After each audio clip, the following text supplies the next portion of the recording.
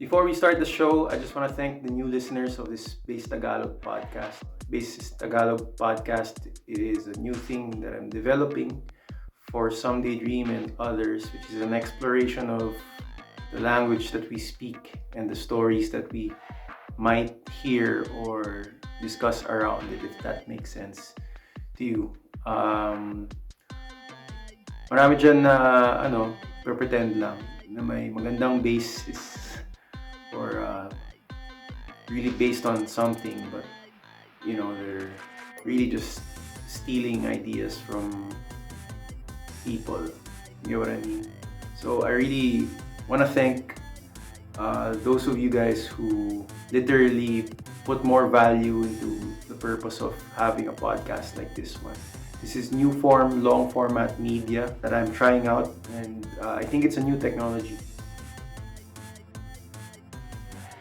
Welcome to the number one Base Tagalog show in the universe. My name is Rez, and if you like this sort of content format, and if you're listening, it helps a lot to really leave a like or share or comment or interact with me personally through messaging. This is still on the early adopter stage, so yung mga nakikinig dito, usually we all know that this is still early. I've been doing this for a little bit more than 6 months and less than a year, so bago pa lang. There's a little bit more than 75 episodes on the platform, and so liking, sharing, and interacting with the content really helps a lot boost it to the awareness of thousands of people actually. So I like free education and I like high quality expression, and I believe that if we have more platforms and content that explores a broader sense of content creation or speaking or saying things, then my support is for that content and the practice of that. A lot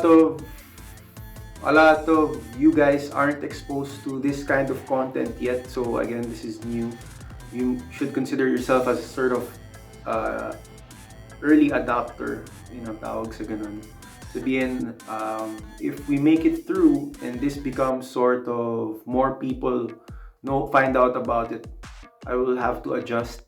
But since bago pa lang to and konti pa lang yung nakakaalam, I usually just really share that feel free to share this podcast with your family and friends, as I do share this with my family and friends as well. You'll soon figure that out, I guess. Or if you know of Some Daydream already, my project, I think you have an idea of what type of community I'm part of. So again, sharing and liking this really just mostly works. Mas napapaganda nito if you could, kung ano yung mapulot mo dito or the content itself, you share it with your friends and family to see. And not a lot, but and some of you guys have been doing that now, and I really appreciate that, that sort of connection. Recently, I was added to a group of like-minded thinkers. I'm really grateful for that. And then also, if I get more or less 2 or 3 times more new listeners and interactions weekly. And maraming nagpapakilala, maraming umiikot, and natutuwa ako most of all na nakakapag-resonate kayo dun sa term ko na Genius EPIS class, which I discuss more along with Base Tagalog in this podcast. This podcast may have content that is a little bit on the red pill side, so it shouldn't be encouraged to people who are sort of non-seekers or yung mga feeling cherubim lang, mga tambay-tambay lang, or I mean floaters lang. If you find anything that I should correct or I should clarify more, just let me know through the comments and interact with the platform as well. I really do enjoy making these types of videos, and especially the audio content, the audio-based content. And one of the misconceptions I share around is that sabi nila people don't have time for podcasts or don't have time for this type of content because it's still new. I-activate nito yung either awe or angst mo. So paglampas ka na sa dalawang yun or lampas ka na sa mga diskusyon na lagi lang naman pinapaikot ng mga kung sino-sino and you kind of want more new angles, then I would love to guide you in that through this content.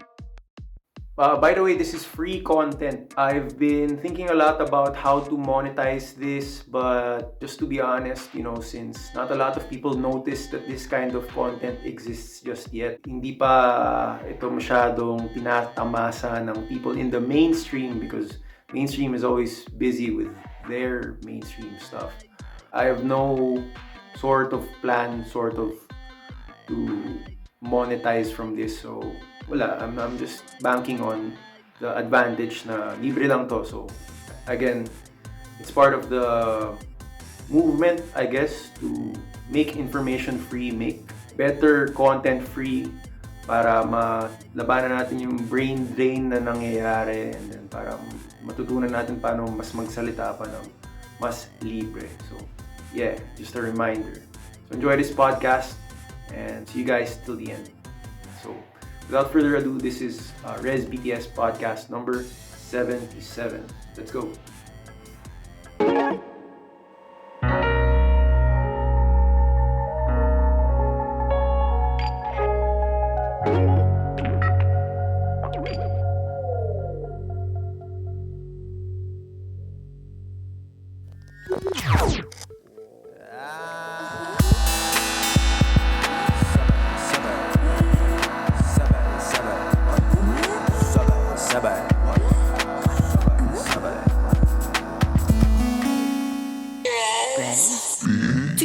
Rezbt-S Podcast. Tito Rez, matulog ka na later kasi baka manghina na naman yung tuhod mo. Rez. Episode 77. Rezbt-S Podcast. Alright, Rezbt-S Podcast. Sabak na agad. Wala nang paligoy-ligoy. Welcome to the Rezbt-S Podcast. I'm setting up here on my studio. This is called Future Studio. Usually, I start off the first segments talking about productivity, checking out my hair. One of the few times I get to really get to use a mirror and play with my voice. Play with. Remember that I was once a singer. I was once like someone who holds the mic like this, like so, and moves it about just like that. These days, I'm what do you call that? A stay-in studio artist. I think marami naman talaga artists na may sariling studio. And then they stay in it, naglulungga sila doon, yun yung term, and then create and find out more things about this world.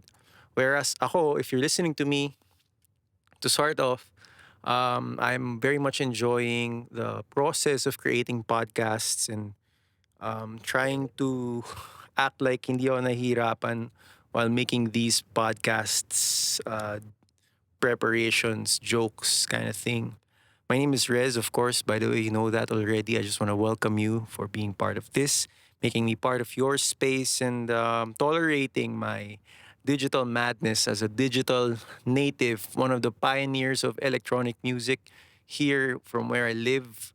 I am known as like an electronic music composer, one of the real parang controversial haters of what we know now as OPM culture, which is music that is, I feel like, is very boring, and I'm not anti the people, diba? Wala namang, iba naman yung taong gumagawa ng OPM mula dun sa OPM na nagagawa because I don't know. I just really like introing with that.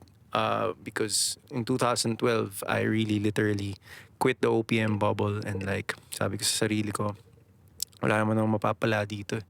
But it doesn't mean that I'm not supported by the extremists, the extremists in the music scene. I don't know. I don't want to start out with the music scene. I mean, ang pinaka-sinasabi ko lang naman why I come from that is dun kasi ako galing. And then me being someone na galing dun, nakakatamad. Nakakatamad na mag-explain. And that's not literally why you should follow me. I mean, you should follow this podcast if you're into like hearing people out or hearing my monologue. Aside from that, if you just want to help out with the channel or natutuwa ka sa ginagawa ng friend mo, ganyan, or you have similar friends who do the kind of the same thing or think sort of the same way, and then you want to figure out yung nitty-gritties, yung behind the scenes sort of, mga ganyan. And then how, the process of being an artist is kind of like uh, uh, I almost said alugaw. With all jokes aside, di ko na rin ma-explain paano ako nakaabot sa ganitong mindset, not level, but mindset of being an artist.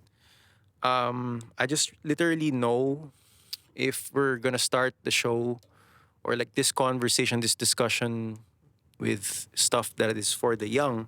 Nung bata pa ako, napapansin ko, may hilig na talaga ako sa meron na akong hilig for anything creative, anything that is like helps me express the non-verbal side of my brain.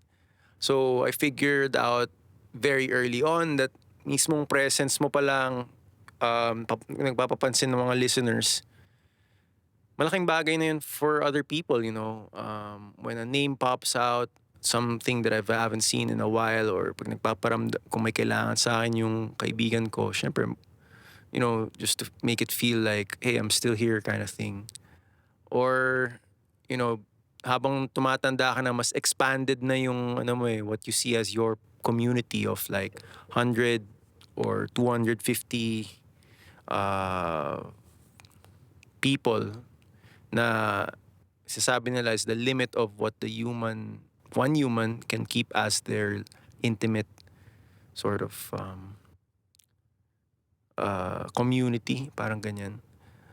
Hindi ka nalalampas ng 250. So actually, ang hindi normal yung parang mga YouTuber, mga vlogger na sasabi nila, what's up fam? Tapos they have thousands of followers. Imposibleng they really care about everything. Or fam talaga na. Most likely, trabado na nila yung marami dun if they're like slaves and salot. Alam mo yun, parang not to be like, ayoko kasi, I didn't want to start sort of super positive. That's kind of boring, man. Like, no one's really into that super positive shit anymore. I mean, astig nga na napaka-raspy na ng boses ko.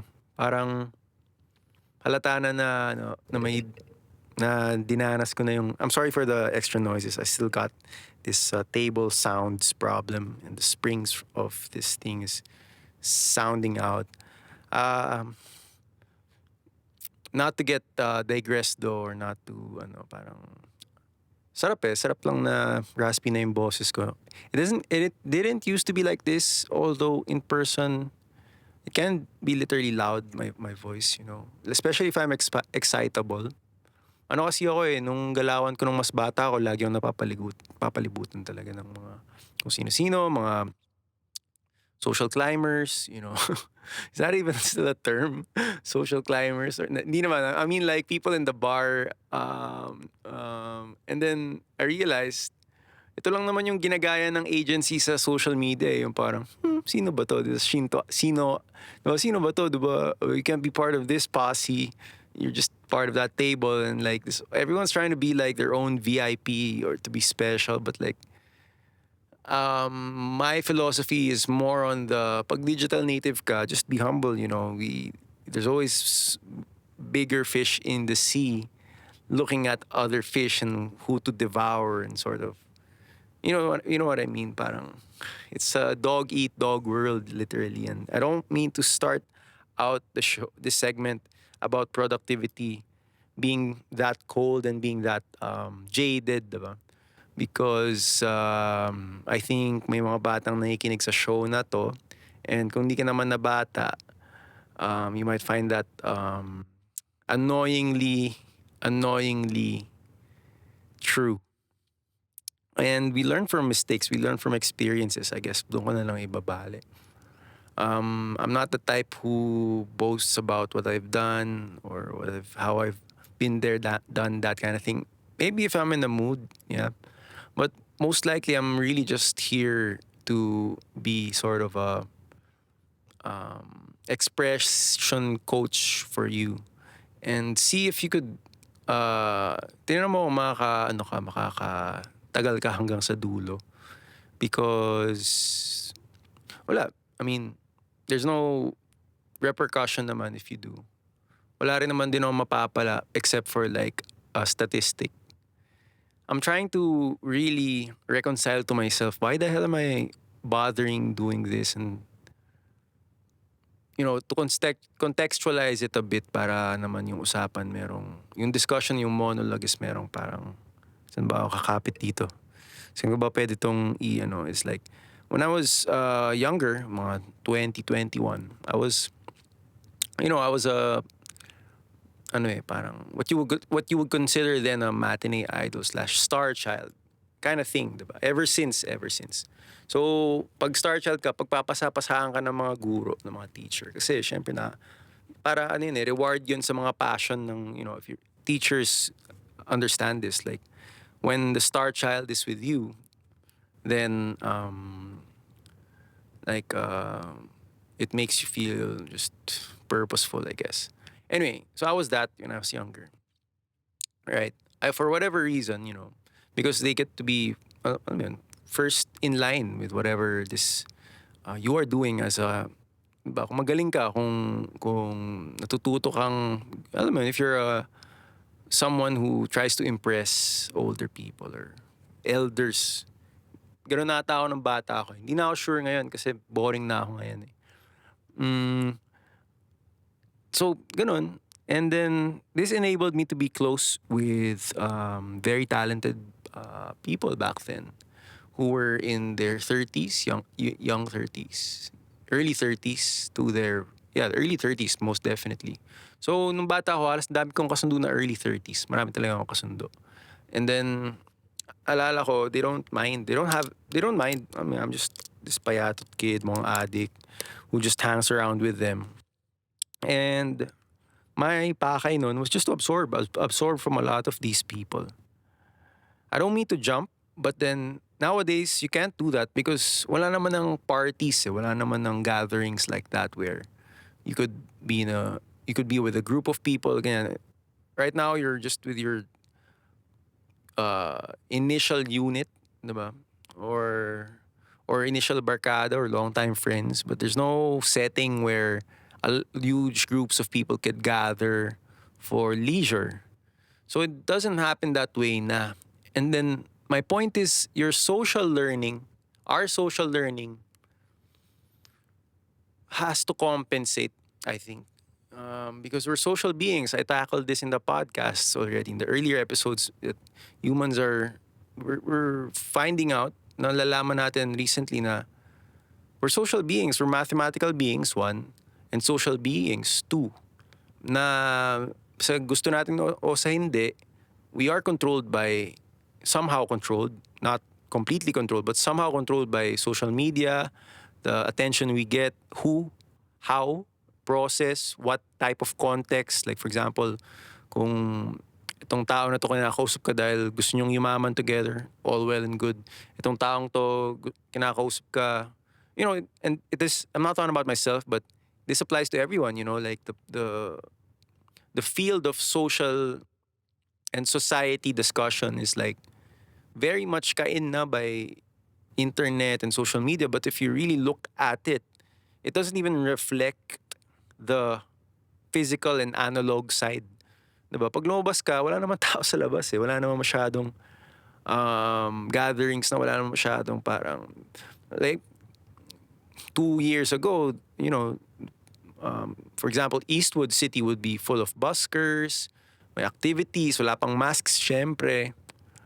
But nowadays, it's different. It's like boring. And then we totally, ito yung maganda, like a whole huge group of people, of communities, totally accepted the digitalization, yung sasabi nilang mas napabilis, yung pagiging, pagmamahal natin sa transition into a digital native form of us. So ako, well, nadali kasi like, I think, when I use my voice, I literally in my head have programmed my voice to just fit a certain criteria within where I broadcast, or usually, which is just the Someday Dream page or YouTube or my Spotify. And what I'm hoping is this also happens to other people na they find their voice in a context of some social with some social role or representation in the society that they see themselves as part of.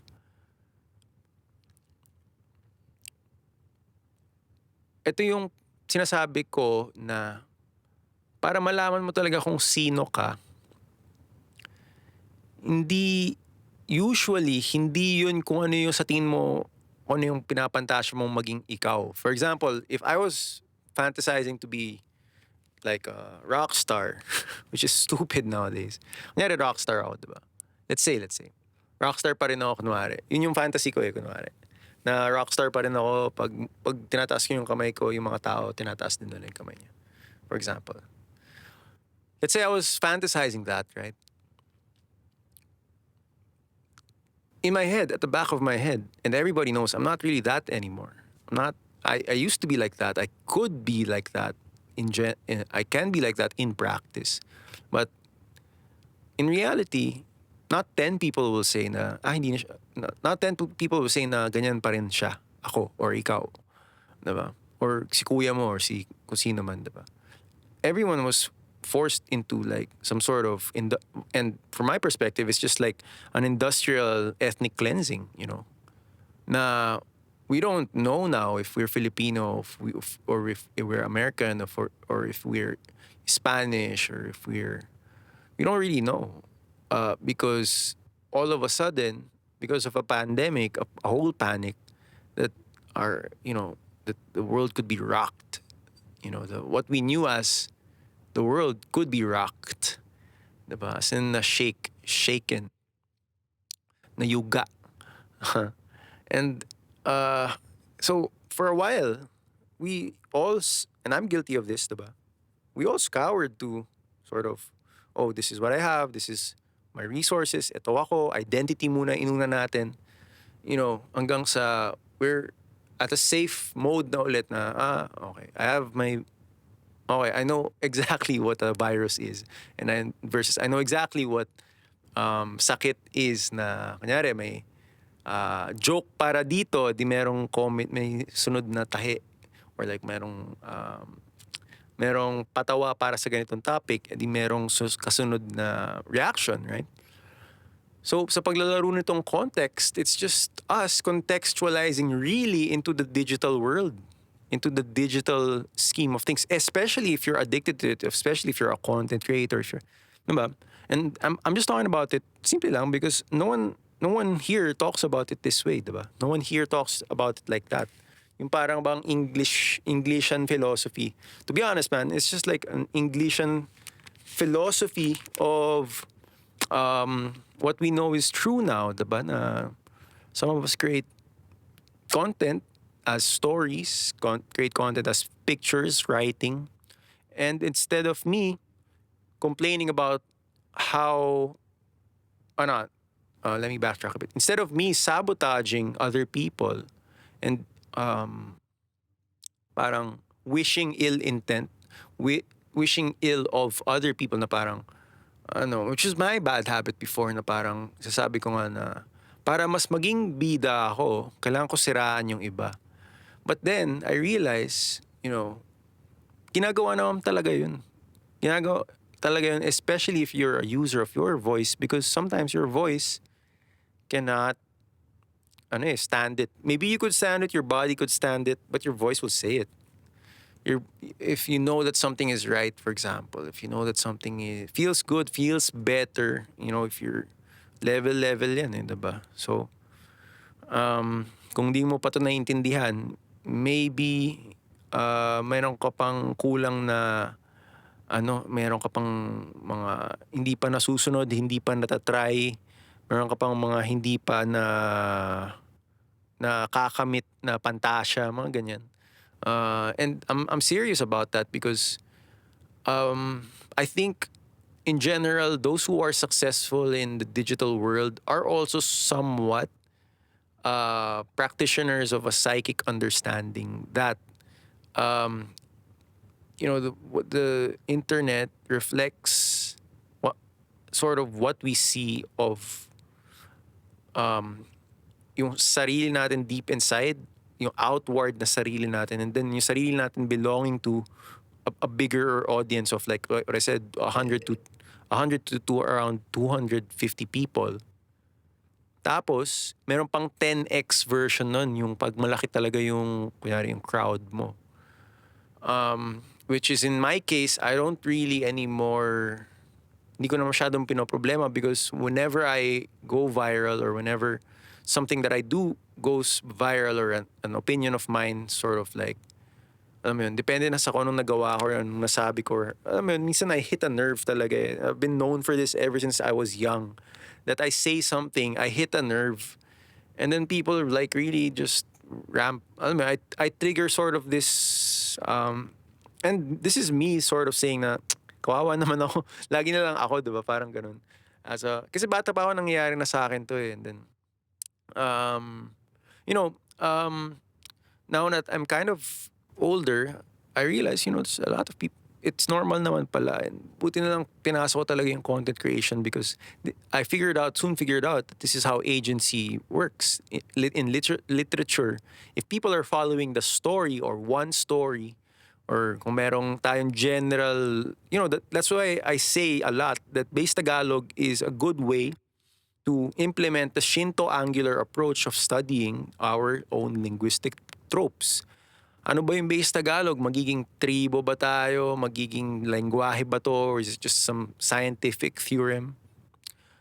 This is exactly why I made this podcast. And if you're tuning in for that, then you're aligned with the purpose of this show. And I commend you for getting that far because nandun pa lang din naman ako eh. Kaya ako inuulit-ulit na ito yung pagbe-base Tagalog. So welcome to the number one base Tagalog show in the universe. My name is Rez. I coined base Tagalog for this purpose, na to postulate and use the postulate that says that Tagalog already sounds this way. Okay? Na ang pagka-Tagalog ginagamit na malala na yung pagkagamit at pagka-accept dun sa English vocabulary. And in turn, maybe should it, hindi ba, also accept the tropes of what that sort of side of the coin has already offered to us.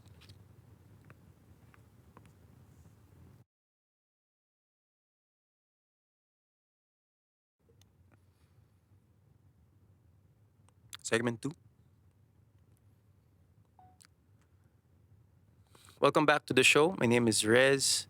Still, you're listening to the second part of this monologic series, Rezbt-S Podcast. In the last segment, I always intro with some productivity.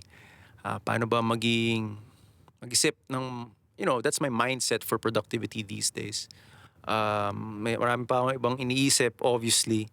But it doesn't matter. All that matters is you understand usually the purpose of having a show, the purpose of being part of something new.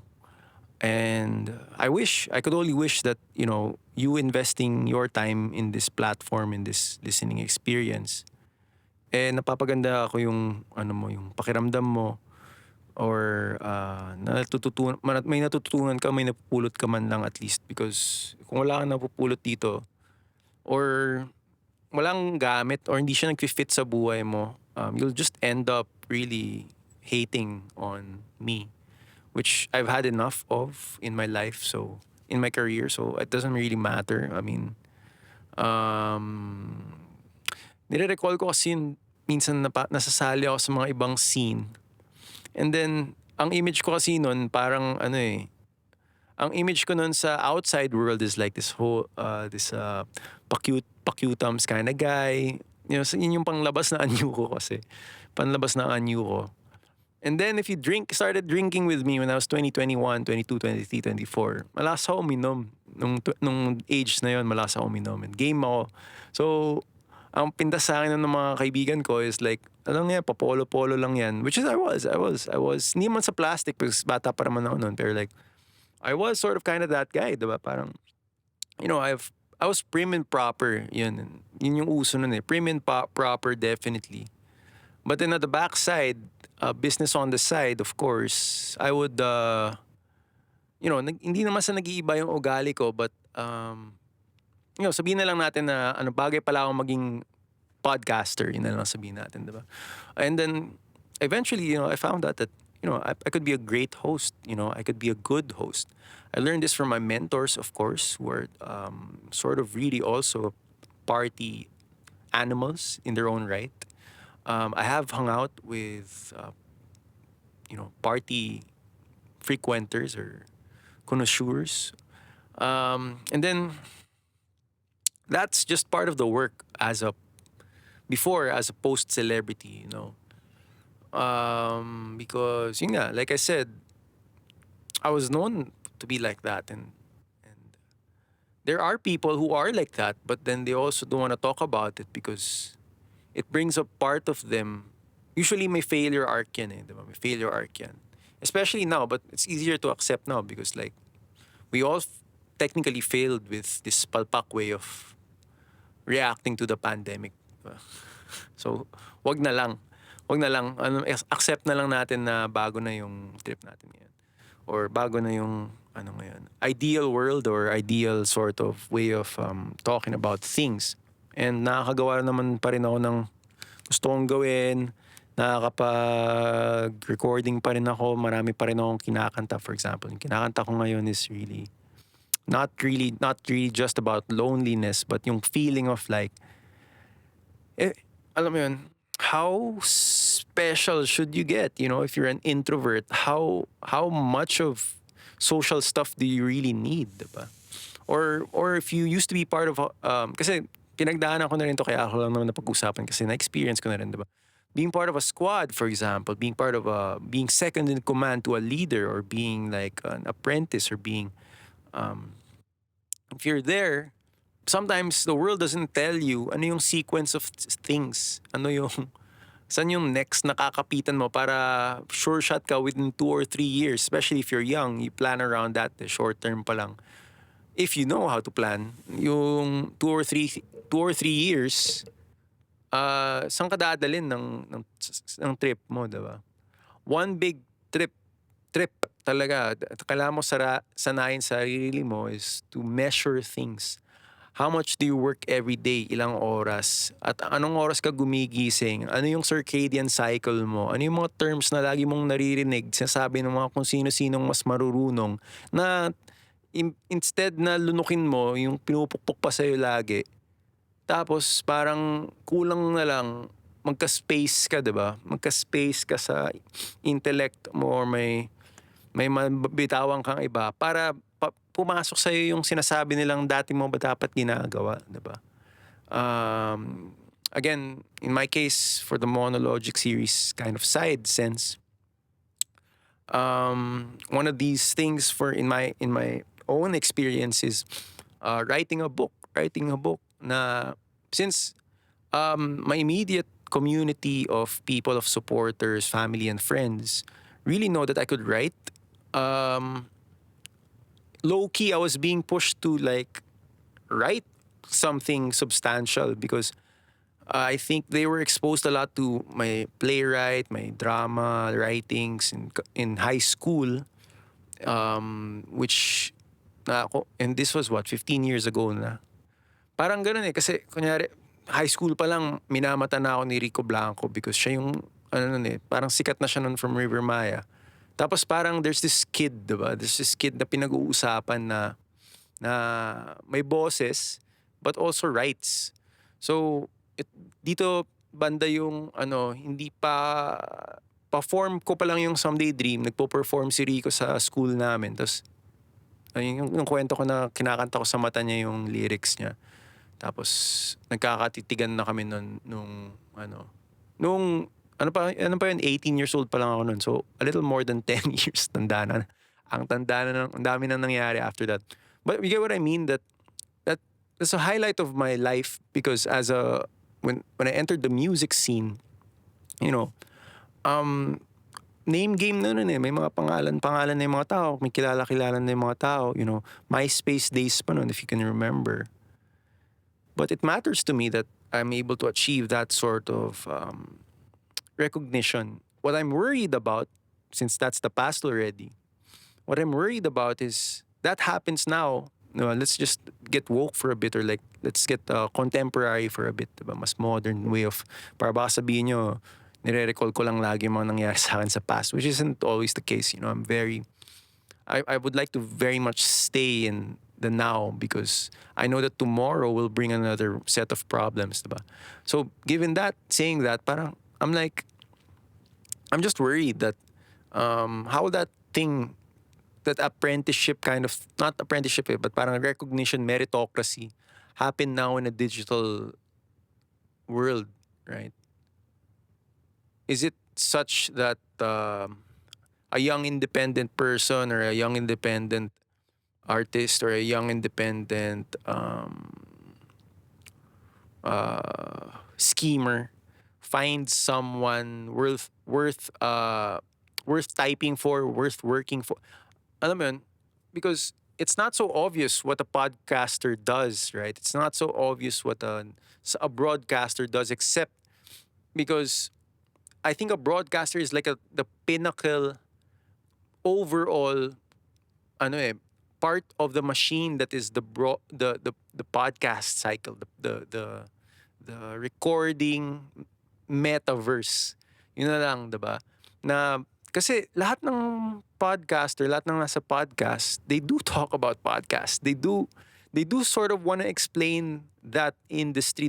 We do sort of want to explain, iparamdam sa inyo what really happens when you are using your voice. And it's not just using your voice, because, you know, singing is also using your voice, and like being on Twitter for like 24 hours is also using your voice tao as a genius EPS class.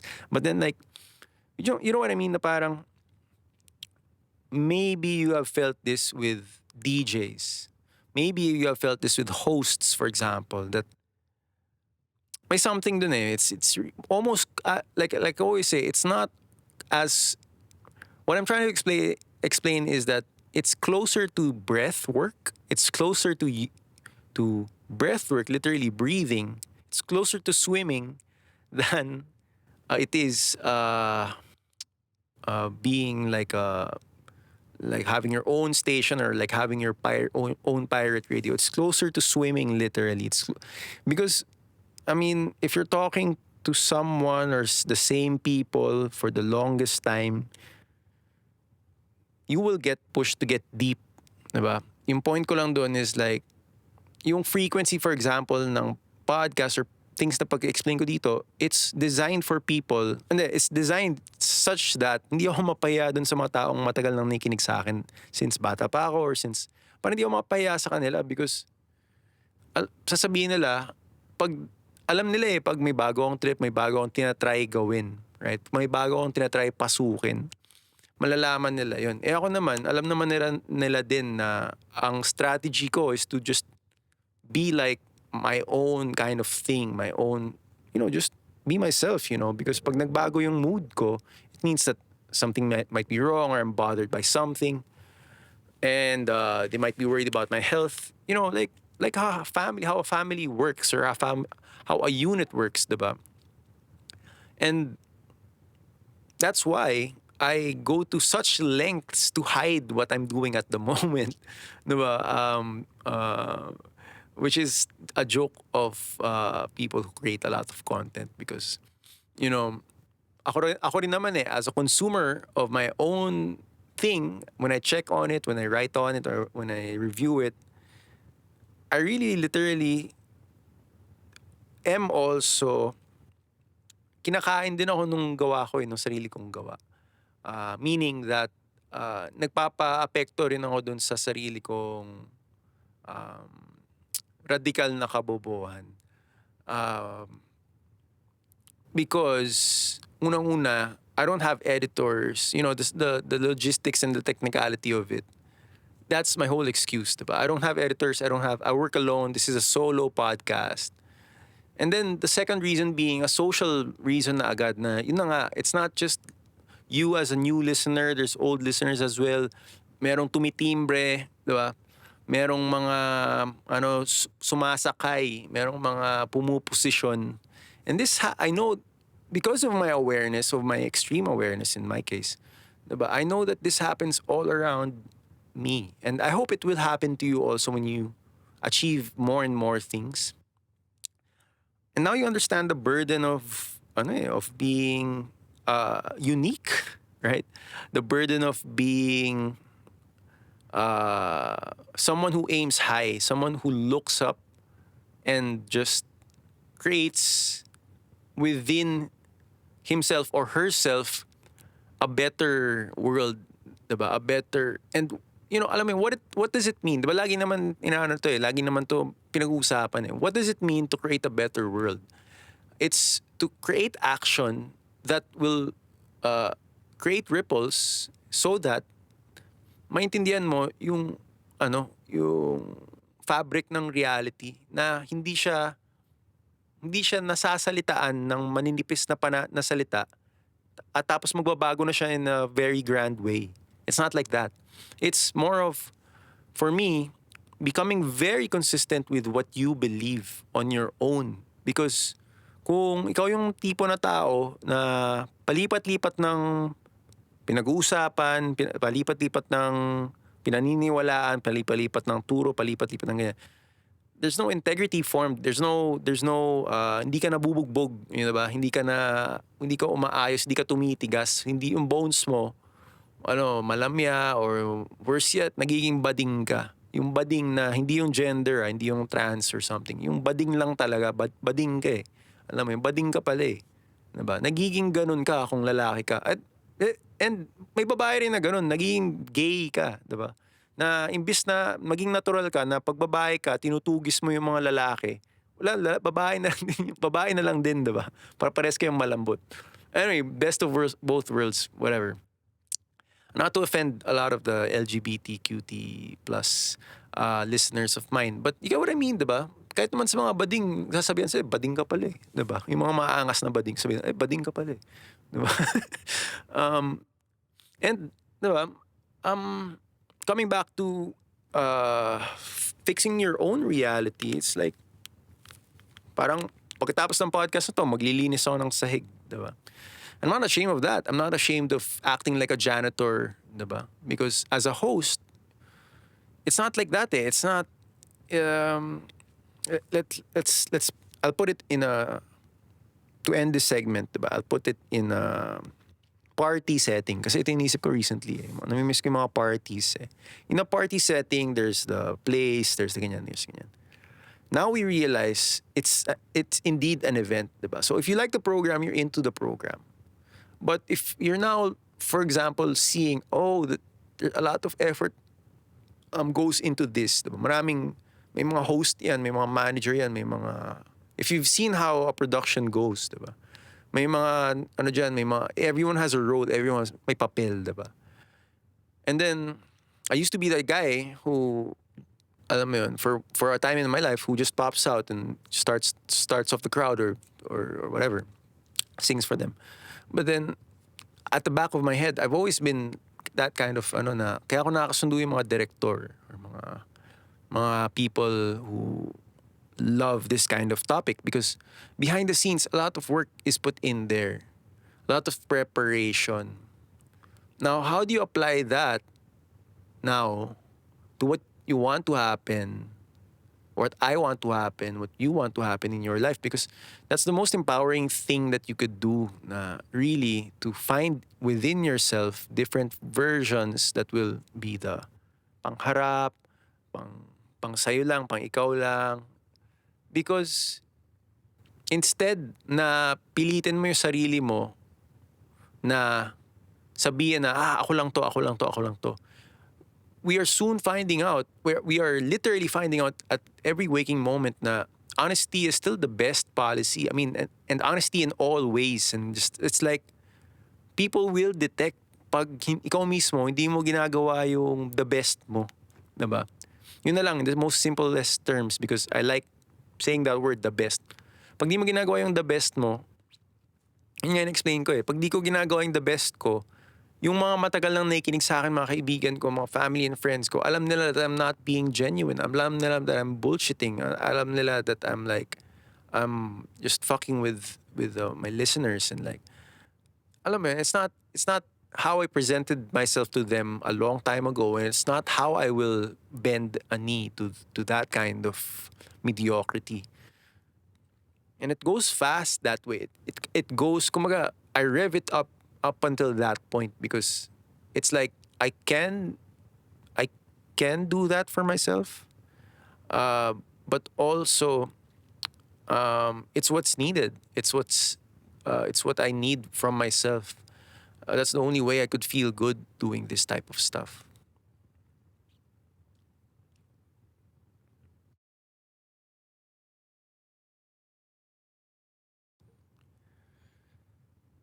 All right, last part. I'm just using this camera kasi nabusan na ako ng camera eh.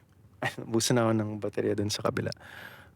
Where was I? Yun nga, I'm just, content creation, a lot of it is like putting your heart onto it, putting like, making yourself feel better.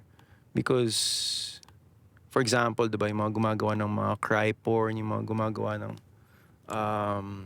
what do you call that? Mga gumagawa ng content na hindi mo ma-appreciate. Sabihin, they don't appreciate you also. Diba? Kumbaga, yung taong na-appreciate lang niya yung magpapasikat sa kanya or nagpaparami or nagpapa-rile up nung ano niya, or ganun lang yung quality ng pagkain or content. It's inevitable to compare, to separate those, but you get what I mean? All the more it makes you feel better than that for your choices. I think that's the inner thing that I wanted to talk about, diba? How do you feel? How does listening to something, how does conversing with someone, or how does being part of a certain discussion or being into that kind of moment become satisfying to you? Na hindi pag dun ka nagbabad, ikaw pa yung nananakawan.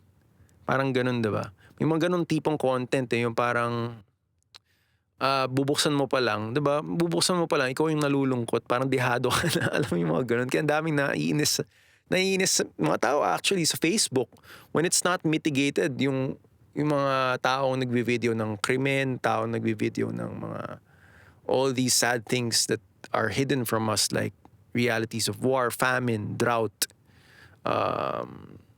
you know, non-prosperity stuff, or like racism, or like issues that are just old and trite, and like, hindi ba pag lagi mong nakikita yon, may feeling na binibigay sa'yo na parang mali na to, parang ako yung dehado sa ganito, 'di ba? Parang ikaw as a consumer, parang kinukuha ka parang yung soul mo kino-corrupt ng mga ganong type of, especially non-artistic, mga ganyan, mga hindi masyadong artful na kaya nga magandang makinig sa channels like Vice or like HBO News, or dito sa atin wala akong masyadong tiwala sa mga because if you can see, and I've literally not have said this in a lot of ways, but ang sinasabi ko lang dito is like sa Pilipinas, gaya-gaya lang naman, pati balita dito gaya-gaya I mean, kumbaga delay mo lang aralin mo lang yung world history a bit, kung how it plays out. I-delay mo ng isang taon, you get this feeling, I'm sure you get this if you're woke enough. if you're awakened, if you're like, alam mo naman na talaga, or you're kind of mature enough, like, you just delay it for a year or two, maximum two na, kasi umahabol na rin tayo dito eh. Maximum two, whatever is happening in America, in themes, is also what's happening here, diba? It's also, kumaga, we're just playing with like similes and analogies. So like, especially with politics, and that's why a lot of people complain about it these days, it's just a regurgitated sort of, people recycle stuff, and it's the whole point of talking about and having content, having leaders who talk about their opinions about the human condition. Napakahirap kasi noon intindihan pa sa mga tao eh, 'di ba? Lalo na sa mga Tagalog lang, or sa mga nagtatagalog lang, or simple lang yung trabaho nila, 'di ba? Simple lang. Yung hindi naman yung trabaho nila is mag-isip para sa ibang tao. Hindi naman yung trabaho nila is ang trabaho lang nila gawin lang yung, alam mo yun, oras-oras lang, time in, time out. And I'm not making those people sort of guilty. Pero meron talagang, kumbaga may 20% talaga ng workforce na yun yung iniisip nila, yun yung trabaho nila. Isipin kung ano yung hindi na kayang isipin ng ibang tao. Because of the human condition nga na tinatawag. Na dahil sa pagiging tao, sa pagpapakatao, ang dami mo nang inabot, ang dami mo nang, tapos hindi ka pa tumitigil. Diba? Parang minsan, alam mo naman na na, kunyari ikaw, successful ka na, or nakatikim ka na ng success, nakatikim ka na ng pera, pagmamahal ng komunidad, or mga ganyan. Mga corny, di ba corny yan eh, pagbata. Pagbata ka, corny pa yan sa'yo eh. Parang, alam mo yun, alam mo yun, why should I care about that? I'm just squamine, right? But then eventually, we get to that episode in your life where like you realize, damn, the older people are looking at you. Or like the older people, where some older people might have failed is where you could shine, and where you could, where you are expected as a person. You can't fail. You have to have the attitude and mindset that will propel you for their dreams. Alam mo yun? Kasi nakakaya naman na nananaginip yung ibang tao para sa'yo. Tapos, expectation nila, yung panaginip nila, ikaw gagawa. Sino gagawa ng panaginip nila? Sila mismo? Di nangyayari. Imposible yun, diba? Kalokohan yun. Ang gusto ng mga tao, yung panaginip nila, ibang tao gagawa. Diba? Sino ba namang gustong gagawa yung sarili nila? Sila mismo gagawa yung, alam mo yun? Dapat gusto nila, ikaw gumawa para sa akin, diba? Elitista ako eh. Diba? Gawin mo para sa akin, tapos di kita babayaran. Ba't kita babayaran? Panaginip lang naman, libre lang naman, diba? So, ganun kahirap. Ganun ka siraulo dapat, diba? That's why we are, we find inspiration in the most inspired talkers, thinkers, and like historically, we remember their names. We embed their values into our own system because we tell ourselves, damn, how did that person get there? Paano ko naging, imbes na idolohin ko yung tao na yan, parang iisipin mo talaga na with your own humility, I don't have time to explore one man's past. It's like, just serve the respect out of there and create more beautiful things. This is the purpose of like having an office type thing, a sort of a clean type. Alam mo yun, parang I'm obviously just on my table. I'm obviously just experimenting and creating other new ways of new ways of basically hanging out with myself and basically looking out for other people. But para sa akin, it's more of a practice lang din talaga. I've done a lot of things that have been suggested to me, like write a book before you die. I'm working on that because I felt like I was gonna die because of some weird situation or events like that push me to really reinvent myself, really, alam mo yun, parang drive off repetitiveness. Because for example, dati nauso yung sample-sample o pag sinabi. Tapos ikaw naman, kung slave ka naman sa mga tao, ikaw yung type na ganun.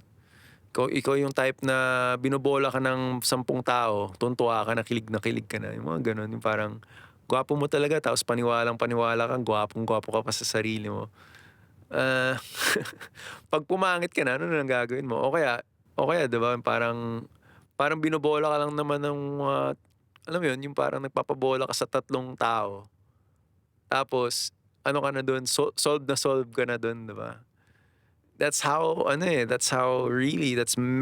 meta work of, and I'm sorry to be speaking of evils, right? Or of like technical stuff and like, but this is how really what happens when you're jaded, when you're cynical, when you're wise, diba? It's the kind of things that only fathers will tell you. I'm not a father myself, wala pa akong anak, pero I've hung out with, paranoid types of people or like people who know of how schemes work. Naghihintay lang naman ng tamang oras yung mga ganyan eh, diba?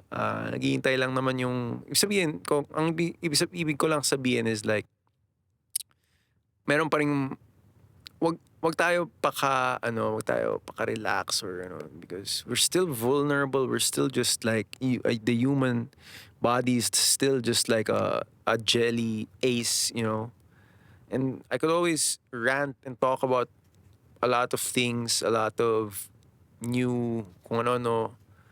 But at the end of the day, if I'm unprepared for something, then I know that I will fail at that. I know that I will not be able to express myself. Diba? To be honest, when doing podcasting, I don't want to, ayokong sabihin na ito na yung main na trabaho ko and I'm a professional. This is still just a hobby. I'm literally just streaming myself for more people to see, more people to appreciate audio content and really understand what audio-based content is. Na sa 30 na listeners, yung 20 dun, or half of those 20 listeners, they're really listening in. Alam mo yun, parang they wanna know, I wanna know what you're, and kasi ganun din ako sa ibang tao eh, what is we update each other, diba? Hindi lang naman yung mga magagaling yung nag-updatean, pati lang naman mga bano. Diba? Pati, ina-update ko yung mga kapatid ko kung gaano ako kabano, diba? Ang bano mo magluto eh. Or like, ang bano mo magsalita eh, diba? Mga ganun. Gusto ko malaman kung saan ka bano. In the same way, gusto ko malaman kung saan ka gumagaling. So, ganun tayo lahat, diba? Ganun tayo. And sometimes we hide it, diba? But the best way to hide it is to create a podcast because kung wala ka namang podcast, edi alam ng mga tao, alam ng mga tao kung ano mismo yung ginagawa mo kasi pinagpo-post mo, alam ko yung exercise mo eh, 'di ba? Alam ko mismo kung itong tao na to, magaling naman ako mag 'di ba? Anong tawag sa ganun sa elementary yung matching type, diba? Itong yung A, ma-match mo dito kasi ito yung blank, fill in the blanks kind of thing. So this person who's following me or I'm also following likes this type of exercise. This person is a night person or this person is a low-key sort of appreciator of Jordan Peterson, for example. Or like he likes this friend of mine also likes this type of English, diba? Or natutuwa siya sa mga ganitong type of kabalbalan, mga ganyan. Na madali yun i-connect sa brain eh. Madali yun as a social being, that should be easy, diba? Because if you're not able to do that, you're not gonna be able to present yourself as someone who can lead, someone who can like understand a group of 10 people. Again, I'm super honest about diba? IOP, Industrial Organizational Psychology, which is I think I learned just from observing. Favorite yun ng mga tao eh pag alam nila may, diba? Favorite ng mga tao pag alam nila may nakikinig sa kanila, may nanonood sa kanila. Pinakamaganda pag may nakikinig sa'yo versus may nanonood. Pag may nanonood kasi may stalker vibe, parang like, ba't ka nakatingin lang? Alam mo yun, ba't ka nakatingin lang? Pero pag may nakikinig, you know that at the end of the day, someone feels good for being able to resonate with what you want to say. Diba? Na, kunyari may sasabihin ka or may kunyari turn mo na, diba? Ngayon, monologic series to which I thank you really for letting me just breathe fire into this environment. Is because, you know, some people, they never get their turn, diba? They never get listened to. There's not some people, a lot of people don't have their voice got, like, they don't have it as good as I do, you know. Some people don't have it as good as you do. Wala nga silang mic eh. Di nga nila alam paano, they don't, let's not put it in parang have or have nots guys. Hindi nga nila, wala nga sila yung confidence, diba? Hindi nga nila linya mismo yung gawin yung ganun. But then, you know, I speak for people who think they could do it or think they need to do it or think that, you know, this has always been my trip eh. I guess I'll dedicate this episode for that. You know, opening up someone such that they feel na, may nakikinig sa'yo. Meron sa'yong taong tinitingnan lang kung saan ka papunta. Kasi once na malaman nila na hindi mo ginagawa yung sinabi mo sa sarili mo or sinabi mo about yourself, then that's something that is like, ano yun eh, parang bawas yun sa'yo unang-una as maybe an artist or a person, a soul. Bawas din yun sa mga kaibigan mo eh. Parang nakita nila, ay, hindi naman na pala dapat, hindi na tayo level. Alam mo yun? Hindi na tayo level with your journey. This is how people think, you know. They want to feel good about their journeys. They want to feel safe that whatever path they're taking, whatever mindset, hindi na nga path eh, hindi na whatever mindset they're thinking, whatever like what I'm on. Like for example, I'm into now, go, for example. I'm into like promise me this, you will get this, like the promise of that, or like just being intense about stuff. For example, I'm there right now, right? I'm subconsciously searching for other intense people, diba? I'm subconsciously trying to resonate like my, ang tawag sa ganun? My bias, my bias, yung I forget the term. Basta something that has to do with confirmation bias. There you go. My own confirmation bias is looking for that fruition from other things. Na parang kunyari, feel ko, ako ngayon eh, pagod ako eh. Tapos subconsciously, maghanap ako ng ibang pagod. Maghanap din ako ng ibang reklamador, diba, for example. Or feel ko ngayon, nakakatawa ako. So, naghahanap ka ng diba, maghanap ka rin ng ibang nakakatawa. I always ask this, I almost like post about it. Which, by the way, I don't like posting long, sort of ranty stuff these days because the audio thing is eating up that mind space. Alam mo yun? Ayoko na masyadong magsulatin because I know for a fact that papakinggan pa rin naman. Mas magandang pakinggan or mas magandang express on record and just have it there for forever, whereas typing things is just like writing something into the wind. Anyway, having said that, like, I enjoy now really yung pinipiga ako kung ano yung gusto kong sabihin within the audio and being like literally seeing it as like a something na magaling akong gumawa ng kung ano yung gustong express at the moment. Meaning, subconsciously, I'm training myself to become super honest when someone does the same to me. And I get that a lot, diba? I get that a lot with mga naging ka-close ko ever since starting to hang out around the city, diba? Parang pag may kinakwento sila sa akin or meron silang sinasabi pa lang na hindi ko naintindihan, I know that my reaction will be not to sort of maliin agad yung isang tao or but just to sort of, sige, labas mo pa. Sige pa, ano mo yun, parang, ano mo pa, let's develop that more. Let's make it more presentable, mas mahalimuyak. Kasi maraming story yung mga tao. And in fact, most of the people who are lucid see themselves as writers of their own story, and that's how it should be, diba? Whereas some who are like choose to be oppressed, choose to be depressed, choose to be like some sort of or are going through something, diba? If you're going through something, you realize you're not at ano, you're not holding your own reins, diba? Ikaw yung ginagawang slave. In fact, if you're not in control, if you're not independent, ikaw actually yung ninanakawan. And alam mo yun, sa mga artists, sometimes it's a big deal. Sometimes it's not. Sa akin, it's just that I don't know. I don't know where I place around that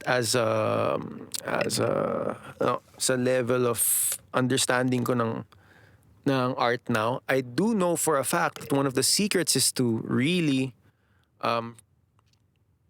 sort of see yourself as a teacher. Kumbaga yun yung sinasabi nila na artist ka na, hindi mo naman na kailangan magturo, ba't ka pa nagturo? I mean, there's a reason for that, diba? Bakit yung mga artists na pinapasok pa yung teaching? And I don't want to go into that because it's a sad fact around here. But you kind of get what I mean, right? That at the top of your game, it's still not enough eh. It's not, even if you get there, hindi ka pa rin, hindi ka pa rin saved from suffering that kind of anxiety na parang, for example, for me, I used to be able to inspire students. I used to be able to do that just by going on stage for freaking 15 minutes, diba? I used to be able to do that on a monthly basis. So the feeling that gives me is what makes me this now. And I'm just grateful that I have a podcast to express that, because regardless if I'm not being able to do that or I'm not affecting any listener like that way, regardless, at least nai-imagine ko na kaya ko pa rin yung gawin. And that in turn is logical for me, 'di ba? Hindi ako nagre-regress, hindi ako regressive, hindi ako yung parang, and I hope, I just spread this more of this around because alam mo yun, that's the way of science eh. That's a way of logic na you don't reinvent the wheel. You don't also, once trip mo na yung, naintindihan mo na yung isang bagay, nakabili ka na ng ganitong type of machine, it doesn't mean that you shouldn't sort of go back, alam mo yun, regress, parang ganyan. That's just a progressive mindset, a simple progressive mindset that I want to remind everyone. And I guess that's it. I guess that's what I really wanted to express in this podcast. The Monologic series will be running for more episodes, and I do experience, I'm not very consistent with it yet. I do, experiment with new things, but also it's very important for me na put a little bit more of myself into it, because nga I kind of wanna make consumers of this or patrons of this, or basta yung mga nakakasalamuha ko sa within the space of the podcast na masanay lang dun sa cheesiness, masanay lang dun sa parang pagiging real, because we don't get that anymore in real life. We don't know, that doesn't happen anymore, right? It happens in the digital world. My name is Rez Toledo, and you're listening to the Rezbt-S Podcast. Someday Dream is back now. And I hope you like what you're seeing, what you're hearing. I'll see you guys in the next premieres and next episodes, they drop every Thursday nights and Sunday nights. Of course, I do appreciate all the likes, shares, and comments. Thank you so much for that. It helps me really grow the podcast. Please do join the Rezbt-S Podcast Hub. Just search for it. It's an open group in Facebook. And I look forward to like serving more, serving more interesting things that we could share. And feel free to, of course, interact with me, PM me any time of the day. Especially if you have a context in mind, you have you have something that you really wanna explore, put on the table, so to speak. So, ayun, sana nakatulong yung pagrarant ko in English. But it sounds that way lang. It sounds that way lang. I feel like I'm just really, pinapatakbo ko lang talaga yung utak ko right now. And there's this joke, I'll end with this na lang. There's this joke that I really learned a lot from, na ang mga base Tagalog, or I think what we are now is like when we speak in English, we actually mean the Tagalog, the real Tagalog.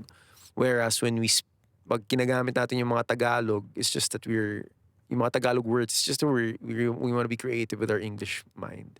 So I'm still gonna, research on that in terms of how that happens in the brain language. But then again, being bilingual is usually just a mark of intelligence. So wala naman akong problema dun. I hope you don't have a problem with that as well. Anyway, I'm overextending. My name is Rez again. Maraming salamat, and I'll see you guys in the Rezbt-S Podcast, the next one. All right, I'm out. Peace.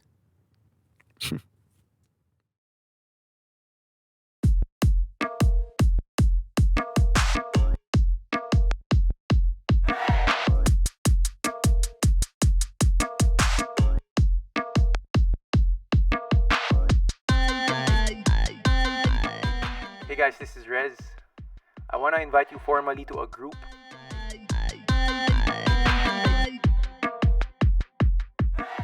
It's called Rezbt-S Podcast Hub.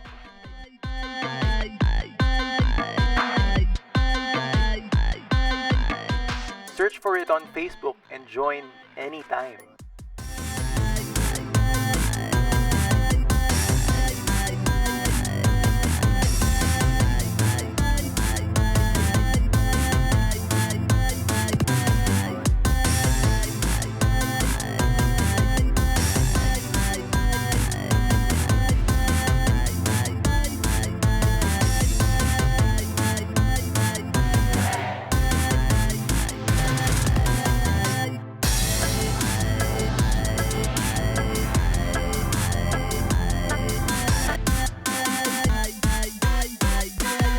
In the town where I was born, the time is slow and the government is filthy.